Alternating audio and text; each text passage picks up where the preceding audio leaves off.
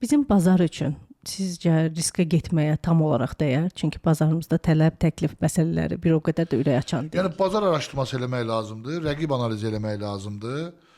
Bundan sonra əgər yeniliklə bərabər bazara girirsənsə girməyə dəyər. Azərbaycan bazarı pul qazanıla biləcək bazardır.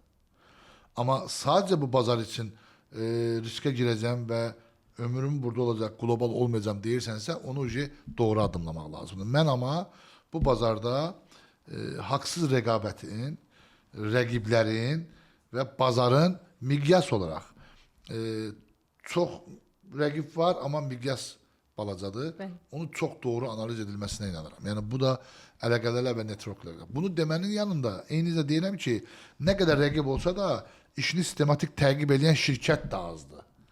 Yəni doğru işləyən firma da iş görə bilər. O zaman da ucuz qiymətlər işin içinə girir və bazarı da pozur.